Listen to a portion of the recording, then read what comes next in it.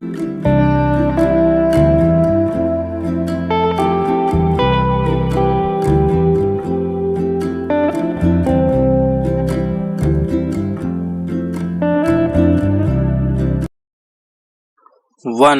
2, 3 start. सभापति महोदय, इस सदन में यह परंपरा रही है कि देश की भलाई और समृद्धि, प्रादेशिक अखंडता और सुरक्षा के प्रश्न पर हम सब सहयोग की भावना से काम करते हैं और इसमें अलग अलग पार्टियों के सदस्य की हैसियत से नहीं सोचते। मैं पूरे देश में सहयोग की यही भावना चाहूंगी। मैं यह चाहूंगी कि केवल राजनीतिज्ञों में ही नहीं बल्कि वैज्ञानिकों, शिक्षाविदों, उद्योगपतियों, श्रमिकों और किसानों में भी यही भावना हो। हम राजनीतिज्ञ मार्गदर्शन करते हैं, हम देश के लक्ष्यों और उद्देश्यों का निर्धारण करते हैं, पर हमें इन कार्यक्रमों को लागू करने में विशेषज्ञों पर निर्भर रहना चाहिए। अनेक माननीय सदस्यों ने अनेक क्षेत्रों में प्रगति की कमी का उल्लेख किया है। मैं इसे स्वीकार करती हूँ। मैं इस बात से पूरी तरह से सहमत हूँ कि हमारी प्रगति की गति हमारी आवश्यकताओं के अनुरूप नहीं रही, लेकिन मैं यह निवेदन करना चाहती हूँ कि इसका कारण यह नहीं है कि हमारे लक्ष्य गलत हैं अथवा पूरे नहीं हो सकते, बल्कि इसलिए कि हम अपने समाज को पर्याप्त कार्यकुशल बनाने में सफल नहीं हुए हैं, जिसके बिना पर्याप्त प्रगति संभव नहीं है।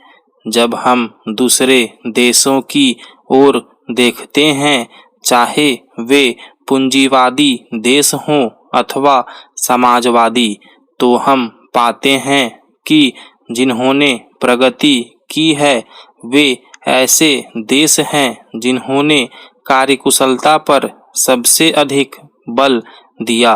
ये देश अधिकतम सीमा तक विज्ञान और प्रौद्योगिकी में मेल बैठाने और अपने देश के युवक युवतियों की प्रतिभा का पूरा लाभ उठाने में सफल हुए हैं। ये वे युवा लोग हैं जिनका मन मस्तिष्क नए नए विचारों से भरा पड़ा है।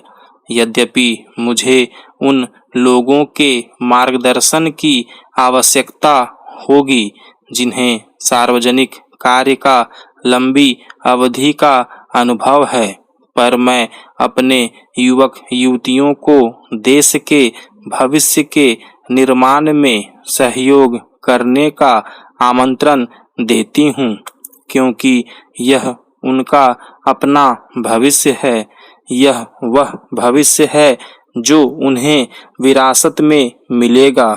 हमारे देशवासियों को शिक्षा की जैसी सुविधा मिलनी चाहिए, वैसी व्यवस्था करने के लिए हमें अभी बहुत काम करना है।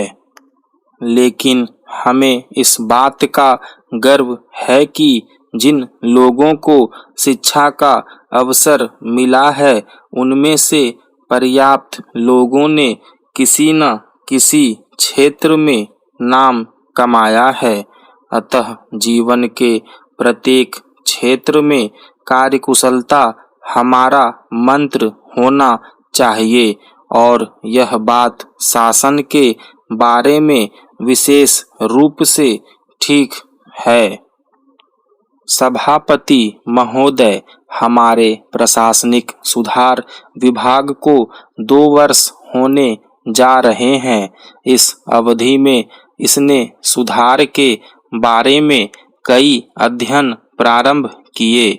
कुछ अध्ययन पूरे हो गए हैं और सिफारिशों को लागू किया जा रहा है।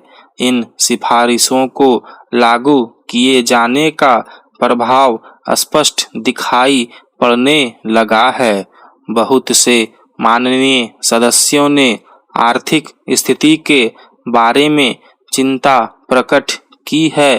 कल बजट पेश करते हुए वित्त मंत्री पहले ही आर्थिक कठिनाइयों का वर्णन कर चुके हैं। मैं यह बात बल देकर कहना चाहती हूँ कि बहुत सी आर्थिक कठिनाइयाँ इस कारण से हैं कि हम लगभग 10 वर्ष के समय में बहुत तेजी से उतनी प्रगति करना चाहते हैं जितनी बहुत से देशों ने कहीं अधिक लंबी अवधि में की है। यह कोरा आदर्शवाद नहीं है जैसा बहुत से लोगों ने कहा, बल्कि भारत जैसी स्थिति वाले देश के लिए एक आवश्यकता है।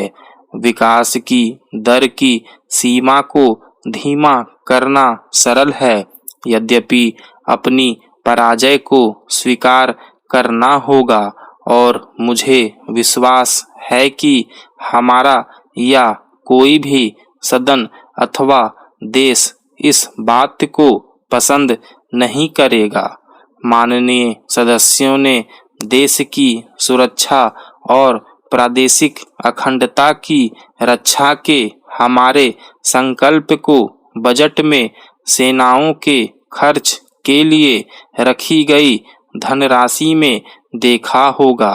मैं तो यह समझती हूँ कि भारत जैसे गरीब देश के लिए अपने साधनों को विकास कार्यों से हटाकर सैनिक व्यय में लगाना दुर्भाग्य की बात है, पर यह सौभाग्य का विषय है कि रक्षा बजट में बहुत सा विकास व्यय भी शामिल है, जिससे कारखाने बनाए जाएंगे, अस्पताल खोले जाएंगे, सड़कों का और मकानों का निर्माण होगा तथा ऐसे ही अन्य कार्यों पर भी पैसा खर्च किया जाएगा। हम इस बात के लिए चिंतित हैं कि प्रतिदिन की आवश्यकता की चीजों के दाम स्थिर रहे और महंगाई रुके।